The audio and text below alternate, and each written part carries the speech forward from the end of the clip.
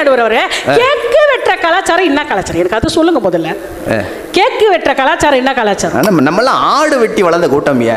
ஆடு வெட்டி கிட்டா வெட்டி மாமா வந்து அப்படியே ஊரே கூட்டி அப்படியே மணக்குமியா. கேக்கு வெட்டுறா நடுவர் அவர்களே, அந்த கேக்ல அவுட்டுன்னு ஒன்று அடிக்கிறான் நடுவர் அவருக்கு. அதுல பிளாஸ்டிக் பறகுது.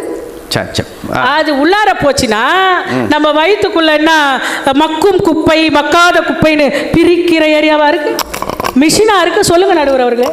ஏமா நீங்க கேக்கு உள்ள போறது இல்ல, அதை வெட்டுற அந்த கேக்கு வெட்டுற அந்த பர்த்டே பேபியே காணா போயிருதுமா. அந்த அளவுக்குலாம் இப்ப நிறைய வாட்ஸ்அப்ல வைரல் வந்து. நடுவர் அவர்களே, இன்னைக்கு பொண்ணெல்லாம் வந்து பாத்தீங்கன்னா குத்தாட்டம். அந்த காலத்துல எப்படி வரும்? நீங்க மணமகளே மருமகளே வான்னு சொல்லும் போது அப்படியே தலை குனிஞ்சு அப்படியே பொறுமையா நடந்து வருவாங்க. ஆமா, அது கூட ஒரு 10 பேர் வருவாங்க இல்லையா? அது வருது, இப்ப வருது நடுவர் அவர்களே. புடவையே கிடையாது நடுவர் அவர்களே. ஓஹோ, ஒரு பாவாடை ஒரு ஜாக்கெட்டு. நான் கூட தேடுறேன் தாவாணி ஈவாணி போட்டிருப்பாங்களா அப்படின்னு.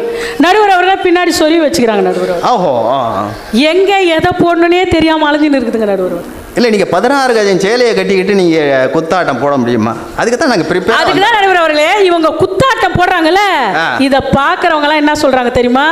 இது இப்போவே இந்த ஆட்டம் ஆடுது, இது குடும்பத்தை எந்த ஆட்டம் ஆட்டும் அப்படின்னு சொல்லுவாங்க.